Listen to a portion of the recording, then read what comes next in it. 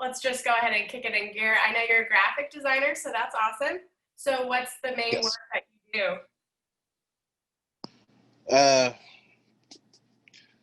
Right now, I've had a few side jobs that I do ad campaigns for local agents, like a couple of farm companies that work out of Wentworth, Missouri. Um, and then just whatever each order is, I do a lot of photography, different things. Mainly, my biggest project I'm working on myself right now is my comic series. That's awesome. So go ahead and tell me about that. What got you started? I started doing that as the idea came to me back in 2015 when I was working with a group over at Stained Glass Theater. And I decided to start writing this comic series and using different people as actors with photos and taking those photos and then turning them into drawings and working on the computer that way. Kind of just events that went on, and then I started, once it got to the actual pandemic broke out, I had a lot more free time and I started incorporating little snippets of that into the actual storyline. Yeah. Because what the storyline is, it takes place in the year 2049 in kind of a nuclear fallout area, and the pandemic virus kind of plays into it also, but mostly it's kind of a okay. Cthulhu and H.P. Lovecraft, it's one of his biggest stories and stuff. He was kind of an old or 1920s science fiction writer that started a lot of the same stuff with Jules Verne's and H.G. Wells and all those. So I kind of started putting a little bit of that aspect into the storyline as kind of a horror thriller. Okay.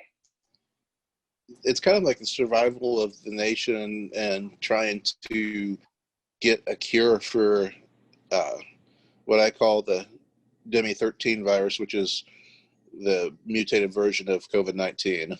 Okay. So how did that Yeah. virus start? What happens is they turn almost into a possessed kind of different person where they survive, but they are controlled by an outside force, which is Cthulhu. Okay. Okay. That's really interesting. That sounds So really fun to read. So yeah, when do you think it'll be done? well, I've got the first 5 already out for sale on Apple Okay. Books.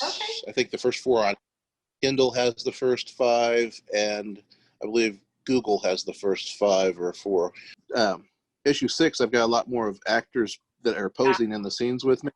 Oh yeah. Then once the hit, I had to actually start doing a lot more editing of other photos and Okay. putting in old words and different things like that. How long does it normally take you to do each one? I was trying to get out one a month. I still got to release number 6 for this month. Just depends. I go back and go through old photos that I've accumulated since 2015, and the start of the actual quarantine down back in, was it March or February when we started having all this? March. Yeah. I actually started going back and getting everything put together and out pretty fast, within like 3 in a month, if not more. But wow. I tried to release a new one each month since then. Right now, I've got the first 6 pretty much compiled into the first volume. The 7th issue is starting a new volume. So more questions before I have you go. So what really inspired you or motivated you to start this series? Start comics and everything? Oh, I've always been into comics ever since I was little. I actually took every art class I could by my sophomore year of high school. Oh, My wow. junior and senior year of high school, I took at Franklin Tech graphics arts and design. That's how I got into this.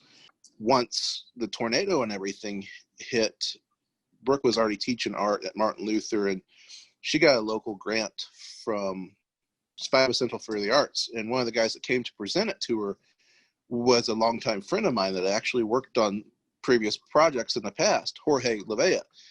And I saw him and I yelled Luis, because that's what a family name we've always called him, and all our friends have called him.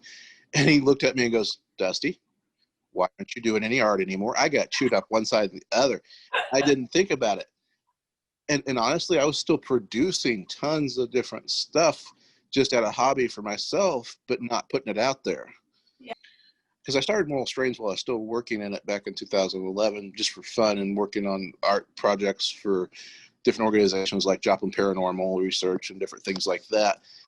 I decided to go back to doing art and make that my main focus. I was going Southern for a while to turn my associates into a bachelor's, but I decided I've done enough classes and just really focused on this and started putting stuff out. So That's awesome. Well, thank you so much. Is there anything else you'd like to spout out to the world and tell everyone? if you've got a spark in you for art or anything, music, whatever, don't let that be extinguished. Go for it. Make sure that light shines brightly.